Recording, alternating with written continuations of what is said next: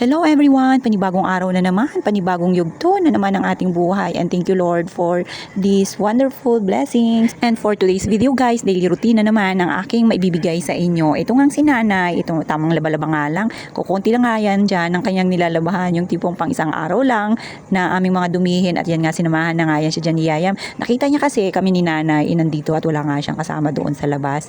Kaya ito nga, tingnan nyo, panay tulong-tulong niya kay nanay at tamang kwento-kwento rin habang ang kanyang kamay is nakasawsaw na nga dito sa bula. At natatawa nga kami ni nanay dahil itong aming alaga ay talaga namang napakabibo nga. Matutuwa ka talaga sa mga nilalabas niyang mga salita na dati nga ay sobrang tahimik at ngayon nga ay napakadaldal na. Sobrang matutuwa siguro malamang guys pagka nakita ito ng kanyang tatay. Talagang happy ito sa kanyang nag-iisang anakis na kamukhang-kamukha niya. At ito nga guys, tingnan nyo nga si nanay. Yung tipong ipapahinga niya na lang, ayan, naghanap pa nga siya ng gagawin dahil nga sabi niya talagang nabuburing siya, tinaantok nga siya pagka wala siyang gagawin. Ito nga, tingnan nyo si Yayam, nagpagitna pa talaga dito. Sabay upo. Buti na nga lang guys, nandito kami ni nanay. Yan, pinagbigyan na nga lang namin. At mamaya konti, ikukunin ko na nga rin yan. Pero kadalasan guys, pag ako naglalaba, mabilis lang yan. Parang washing machine din yung aking kamay. Lalo pa pagka dalawa lang kami ni Yayam. Tingnan nyo nga, ito nga yung style ni nanay naman guys sa paglalaba. What is that? What is that? Of course, clothes! Your clothes! Bubbles! At pagkatapos nga guys, ayan, mukhang pagod na pagod din ito yung aming alagang bulinggit. Sinamahan na nga ni nanay, baka nga kasi lumabas pa ng gate. At ito nga, dumating nga pala si Lula. Ayan, nagluto na naman tong dalawa.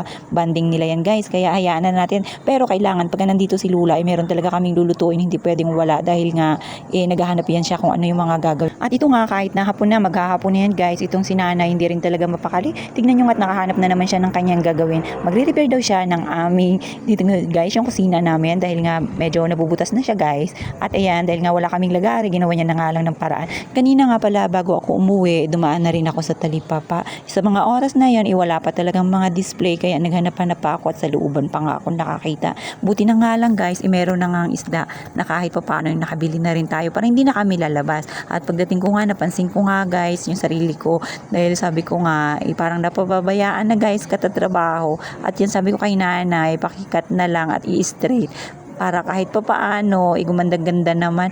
At ayan nga, dalawa na nga yan dyan sila ni Lula at si nanay guys, na nag-i-straight ng aking buhok dahil nga hindi pala sila marunong.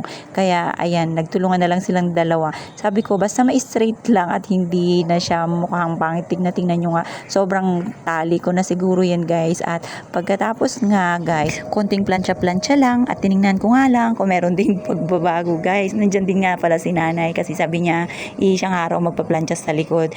Kaya lang, ito nga guys, si Yayam, gusto nga rin sumalik. Tingnan nyo nga at nakaabang nga sa akin. At ayan, pagkatapos nga guys, ito naman si nanay, itunuloy niya pa rin yung kanyang pagkukumpuni. Kung sa bagay, kukunti lang naman yan. At ayan na nga siguro, talagang nabulok na siya at kailangan na nga palitan. Buti na nga lang, meron kaming pampalit. At ilang saglit nga lang guys, igabi na, ayan na sila. Magpapalagay na nga pala sila ng pangkulay sa kanilang mga buhok. Itong si nanay, ang gusto niya nga kulay brown nga daw guys. Abay talaga naman, para daw mukhang bata siya.